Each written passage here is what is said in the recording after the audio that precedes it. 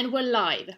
So welcome to a webinar called Hack the Crisis, Zelos Edition, or whatever it's called on the YouTube. This is my first time to do a webinar. And it's going to be a lot of fun because we are all remote. Anna's somewhere else pressing play, taking care of the comments. And I really hope you're there. I hope the audio works. Let me know if it doesn't. We have a 30-second delay. So if there's something wrong, then don't mind me going on for 30 seconds before we realize. What I've learned of webinars I've attended is that you never get to the point straight away because some people are still joining. So welcome to the story of my life. Introduction to what is Zelos.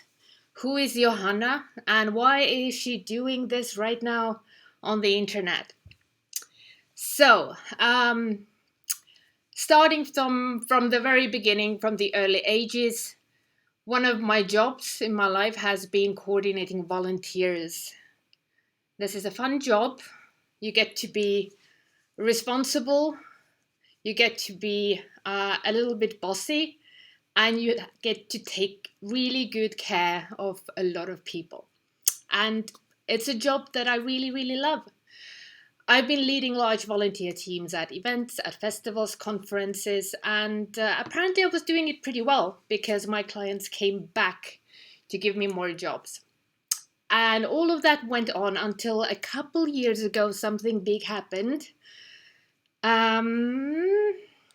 We created a startup. This is a very, very popular way of doing business in the world of now. And our startup created a software solution for managing volunteers. We are calling it Zelos. And we've been on it for 2 years. It's been pretty successful in the space of events and now also in completely new ways. Hence this webinar. So background information, this webinar will be recorded. So if you take a look at this in a year or two, it's good to have some context. We are currently in, in the time of crazy hand sanitation, washing and unsure panic. There has been a coronavirus outbreak that's been going on for a little bit here in Estonia. We're in a stage of nobody knows what exactly is going on, but we wash our hands all the time. So, hack the crisis. What does this mean? Estonia is a wonderful place, a digital nation that has a lot of events in the digital realm. And last weekend, a completely digital event took place called Hack the Crisis. Garage 48. This is an organization that usually arranges regular hackathons. People get together, they do software development, they figure out new ways of approaching problems in the world. Last weekend, they did a completely digital hackathon. Hack the Crisis. So, what does this online hackathon mean? It has been picked up in a lot of places since last weekend. So there's a Hack the Crisis Latvia, Lithuania, Poland and Finland. Countries in Europe are hacking the crisis in a completely digital, completely remote teams like we did last weekend. It was an awesome experience, and this is what brings us to the topic of this webinar. What we did, what happened after, and what we have now. So, as I told you, I have a startup. It's called Zelos. It does volunteer management software for large teams. And being interested in this new event of Hack the Crisis, last Friday, when this idea came up in Estonia and this was being arranged, I of course went to take a look. and things started happening. The hackathon took place in this really big Slack channel. So on Friday afternoon, there were over 1,000 people on Slack trying to form teams. And I went there and I had a look, and out of the first 10, 20 ideas that were posted on this Slack, like most of them were remotely or more closely related to figuring out how we can better engage people in this time of crisis, how we can better connect people to help each other. Essentially, how do we do better volunteer management when, all these things are happening? So on Friday afternoon, I go into the Slack channel. There's like 1,000 people trying to form teams. Everyone's talking volunteer management. How do we do it better? How do we connect volunteers with people who need things to be done? How do we connect people who want to help with people who need help? And of course, I could not walk away, and I joined a team. On Saturday morning, we started working with a team in a channel that was called volunteer tasking. The goal and the idea was to solve the volunteer tasks that come up in crisis, which is elderly people can't go shopping, quarantined people can't go, anywhere. People need groceries delivered, pharmacy delivered, maybe parcels taken, all these things. Their dogs need to go for a walk. And this could be solved by volunteers in a good way. We had 26 people in this channel trying to figure out how do we do this in a better way. About 6 or 7 were full-time involved. So this is a 48-hour hackathon. So 48 hours of intense brain work, all kinds of work to fix the problem that you pin down in a quick and an efficient way. And with these 7 people and another 20 helpers, we put together a quick solution that we thought would solve this communication issue of how do we find the people who need volunteers and connect them with the people who want to help them, so the volunteers. And on Sunday evening, we had this solution. We had figured it out, and Accelerate Estonia has published on Sunday evening that our solution is one of the top 5 hacks from this hackathon that they will keep on supporting, and this should qualify as one of the better solutions for the current crisis. Out of all these 30 problems that the hackathon was solving. So all of this happened. And I'd like to tell you about this process a little more and show you what we did. So here's our project. It's a hub for coronavirus-related volunteering. We really narrowed it down to help individuals whose issues and troubles are directly related to the coronavirus. So we're not solving a major social issue for everyone, but there are problems that arise just because of the quarantines, just because of the virus spread, and different limitations to our daily lives. And this is a website where you can ask for help and you can offer help. So let me walk you through the project. So starting from if I need help, we built a website form where people who need things done, need shopping delivered, need a dog walked, need just a friendly chat with another person at times of crisis, they can fill in their details, describe their problem, and submit. However, not everyone has the skills or access to internet forums, so we set up a parallel line, a phone line, where people could call in, choose a language they want to choose a language. We offer 3 languages: Estonian, Russian, and English, and be connected with a call center volunteer.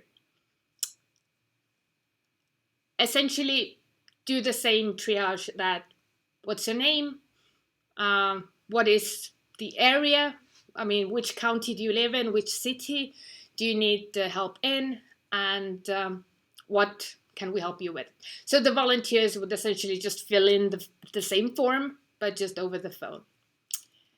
And what happens after? Not everyone is very good at phrasing their problems, and not every problem that gets submitted is a good problem for volunteers to solve. So we set up a manual triage. So this is a Trello board. From the website, all the requests automatically go into the Trello incoming board. So there is a list of incoming queries with a problem, contact details, and the location. And the same volunteers that we have at the call center, they manually drag these cards to either rejected or approved. So if it's not a very nice query, let's say someone submits a question that I want money, here's my account number, give me free stuff. So we will drag them to rejected, and they automatically get an SMS to the phone number they provided saying, well, sorry, this is not a valid request for volunteer work.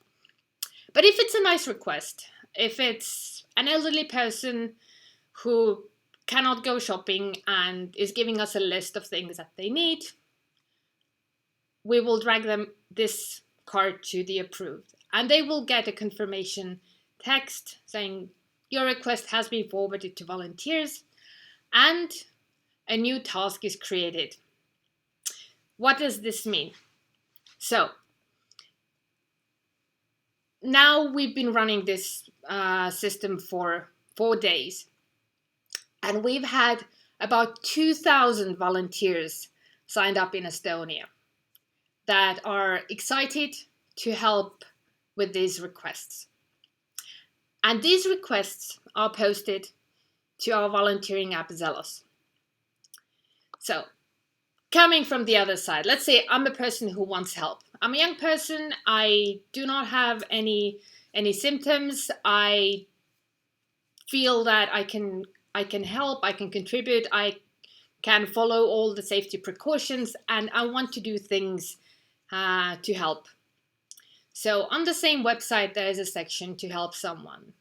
There's 2 ways of helping: to directly download the application where all these requests are presented, but also by spreading the word. We had a lot of volunteers print posters with a phone number and paste it on like bus stops and shops and post lockers and places where the number becomes visible, so that the people who need to call this number will get the information. And they downloaded the app. So in first 4 days, we've had 2,000 people in Estonia download this app because they want to help. And what happens inside the app? We ask them to choose the area they live in, the area where they can go and help others. And there could be multiple areas. For example, if I live in between 2 cities, I might want to choose both of them. We also submitted an online category. For example, if someone needs computer assistance, then I could help them online or by a phone call. So all the volunteers sign up to one or more of these categories. And what happens when the call center does the approved triage is they will get a notification. Someone in your area is requesting for help. And this comes as a smartphone notification that also shows up as a list in the app. So when you go into the app, there is a list of things that are currently open in your area. So it's a very targeted list. I don't see problems happening in another city that I cannot help with. I only see requests made by people nearby. And inside these quests, there's just one button. I'll do it. So if I currently have the time, if this request speaks to me, if I really feel like I can help this person, I'll just press I'll do it. And when I do that, then the contact details will be exchanged. So the call center confirms me on this task. So it's my quest now. And I get sent the contact details of the person who needs help. And they also get mine. So we get connected. We get on the phone and we sort it out. What the problem is, and we solve it together. Either there's something that they need from a shop, I'll go and buy it, or if there's something I need to deliver, or whatever the problem is, we get connected and we start solving. And that's about it. So this is a very clear checklist. So how we set up a help hotline with a tasking app in 48 hours. It took us 48 hours to come up with all of this. And it's really easy to replicate. So creating a website, setting up a call center, we collaborated with a local telecom company.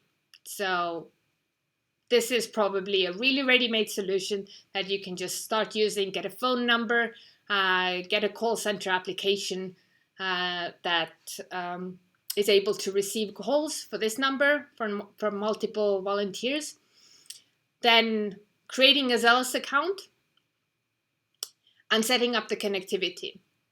So everything that this group of volunteers created over the weekend, so connecting the WordPress forum to Trello to Zelos, this is open sourced right now. And there's a link also here on my screen, also probably in the description. There is an open source API code that you're welcome to use to connect all of this in an automatic way. So when a request comes in from the website, it goes to Trello. If you drag it to the right column, it creates a new task that goes out to all of your volunteers who have signed up. And then getting the word out. We literally posted one image on Facebook that went pretty viral. People started sharing because they felt it was important. We posted it in all 3 languages, spoken more likely in Estonia, and with 4 days there was 2,000 people who really wanted to help and signed up as a volunteer. So that's our hackathon project. We called it COVID Help, powered by Zelos, Garage 48, Accelerate Estonia, and Tele2, the telecom. So if you want to check it out, the Estonian project is on the top link, kogukondaitab.ee, and the Zelos software can be registered at getzelos.com. Okay, so, questions. Thank you, Anna. How do you set up a call center, let's say in Spain, in Portugal? All right. What we did with Tele2, so this is one of the major telco companies in Estonia, is because we were in this hackathon environment, it was really easy to approach them.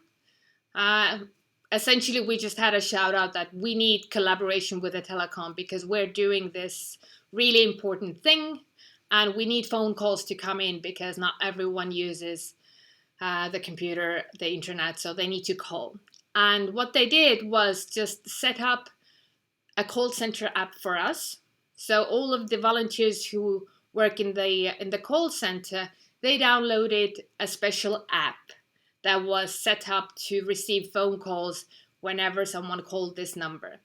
And Tele2 specifically set it up in 3 languages. So this is nothing that we did ourselves. We sent them recorded audio that we wanted people to hear when they call in, which said like, welcome, you have called this line and it's for this and that, and now you will be connected. And they could choose their language. Just press 1 for Estonian, press 2 for Russian, press 3 for English. And then the Tele2 app and the first available volunteer on the computer, it would ring and you could pick it up. And we're doing all of this remotely. So all of these volunteers, they are sitting at home, they have the app on their laptop, and they pick up calls wearing headphones. Okay, question. Was this organized by the government of Estonia? Accelerate Estonia set a prize for the hackathon. So that is, how can we say it? It is government support, but it's not maybe directly. It's like a fund from a government. How do I explain it? So in order for us to fund this, we had to win the hackathon. But currently, we are in discussions with direct government support, so that we could fund this further. So Garage 48 organized a hackathon where Accelerate Estonia, which is essentially the government, put a prize. So we got a little bit of remote government money to fund this thing for a few months. And right now, because we've had so many volunteers sign up and this is actually working and people are getting connected, the government is seeing a lot of merit in having this happening, because it really takes the burden off the social workers in all the counties, who don't have to deal with the really simple, we need groceries delivered things. So I'm really hoping that in order for us to carry this on until the crisis is over, then yes, this will be funded by the government. What kind of website did you build it on? Another question. This is specifically built for the WordPress forms, which are free to use. So however many queries and requests you get in, WordPress doesn't require you to pay. So having the whole website on WordPress was a very simple decision, because we wanted the WordPress forms to connect to Trello. All right, since the phone line's been open, what has been the hardest part to deal with?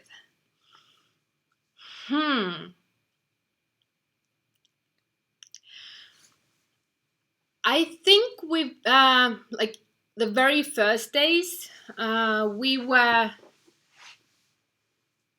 creating a lot of rules and materials for ourselves.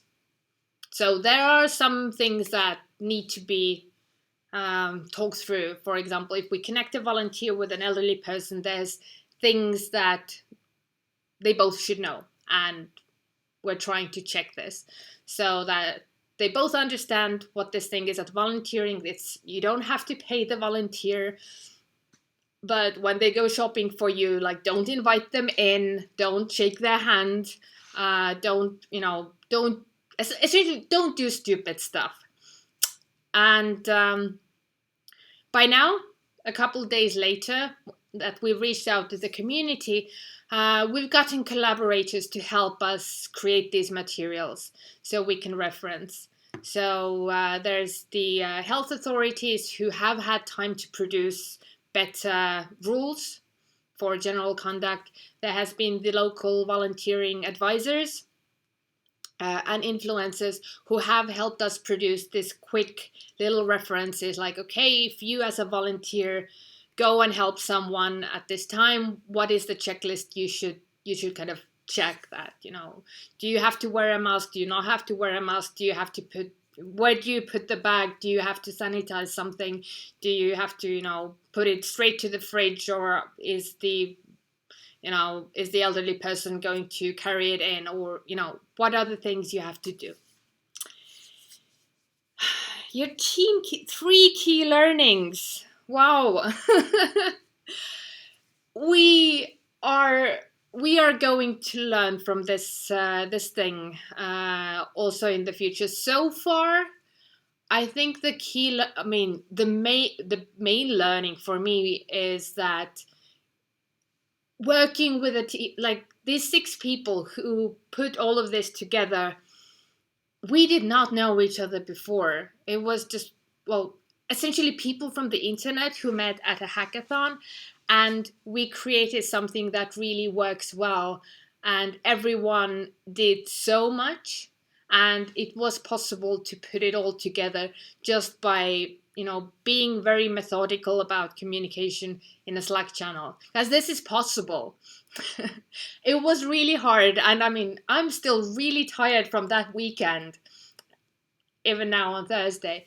But we made it happen, and now there's been all these new people joining in. And we need people in the call center, so we pulled in a lot of new collaborators. And as we've reached out to the media, there's been a lot of influencers that have taken the word even forward, and all these 2,000 people who just downloaded the app and said, I want to help, and this is where I live, and whenever someone near me needs something, I'm happy to go. So all of this can happen when, you just start something. So I think that's the key learning.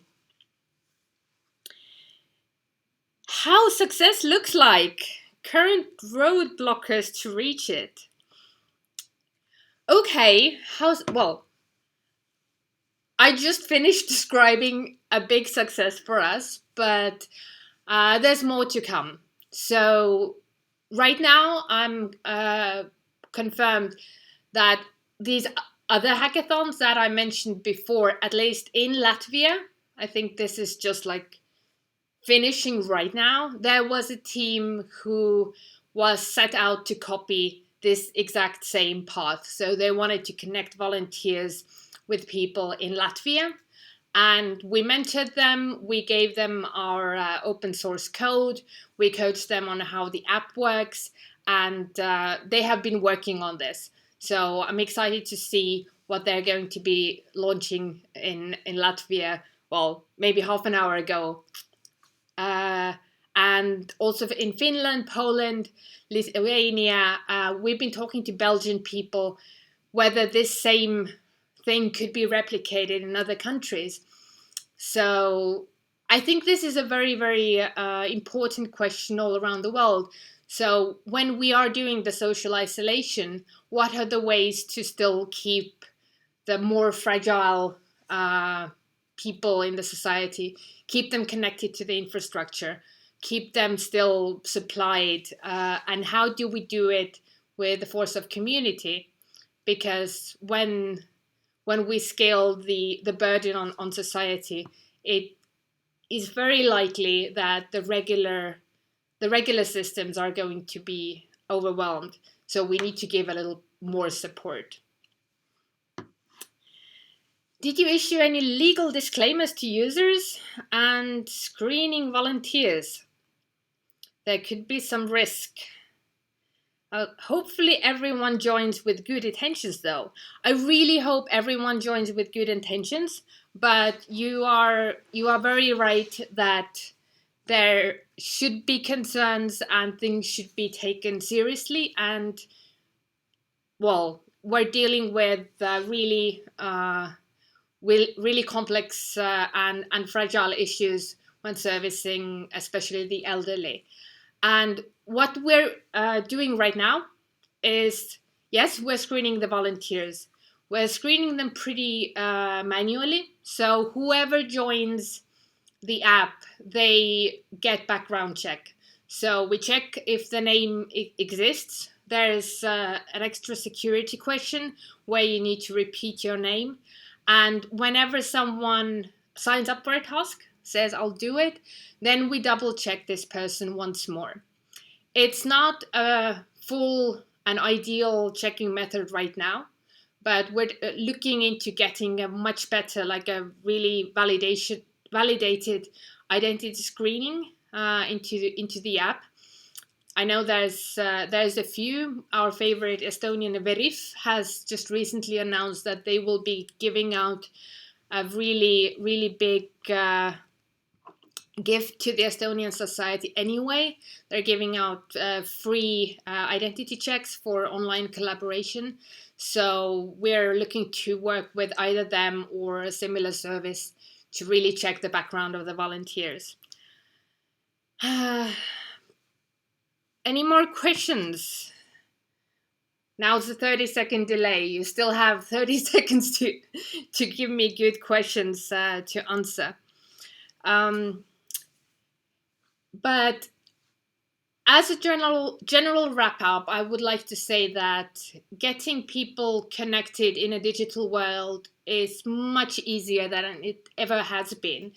And what I see as a strength of this project that we executed, and what I feel that we got right, is we are giving an easy application to the young people who want to help. So we're making the helping as easy as possible for them, just picking up, a task on their smartphone, whereas we are giving the exact same level of access to the other part of the transaction, which means elderly people who are way more comfortable calling in on a phone and talking to an actual person. So we're connecting these two parts that are really different types of communication, but with the center that we're set up, we can connect one with the other and have them help each other. Okay. Anna says that we currently don't have any questions, but if you come up with another question anytime later, please get in touch. We are going to be working on this project, continuing both in terms of developing the Zelos app, but also refining the processes of the Estonian setup to see if we can bring these two projects closer together. Because, well, for me, it's a bit schizophrenic as having brought this one application into the process, but also being part of this volunteer team who made it happen, this whole system. But we're working on both of these. So if you have any questions about how you can launch this in your country, in your community, if there's anything that we can help you with, just reach out, shoot me an email, chat me up on LinkedIn, and let's find a way to support this world at this very, very weird times. So whatever the future brings, I think doing this kind of things is important. So we're going to continue, and so should you. And wash your hands. Thank you. Bye.